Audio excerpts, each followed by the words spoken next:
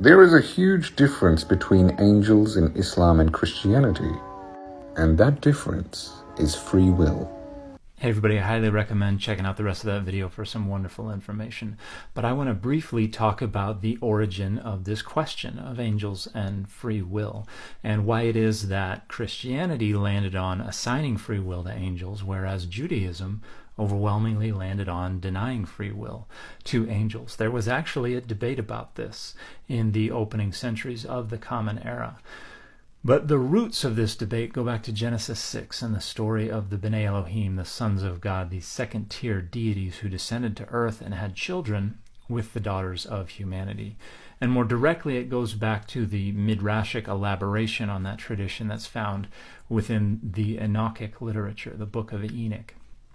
And within that literature, the angels rebel against God, come down to earth, and basically teach evil ways to humanity. And in this way, the story functions as an etiology, as an origin of evil and wickedness on earth. So it accounts for the problem of evil, which is a question that was in circulation in the closing centuries BCE. However, not everybody felt comfortable with this idea that this compartmentalized God's responsibility for evil and assigned it to the agency of angels. And so an alternative interpretation arose that understood the Bnei Elohim as a reference to humans, and particularly humans from the line of Seth.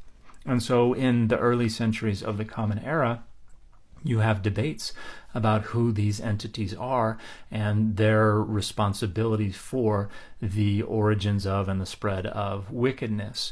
You have Symmachus and their recension of the Septuagint, for instance, renders sons of the noble ones or the rulers rather than sons of God or angels. And you have a rabbinic text that curses anyone who renders sons of God rather than sons of rulers.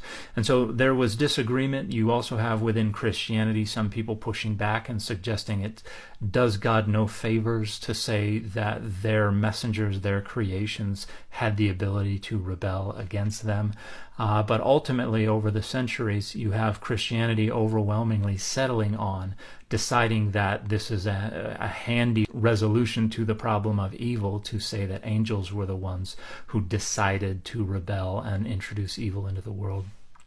Within Judaism, however, the majority went with denying free will to angels and accounting for the problem of evil in other ways.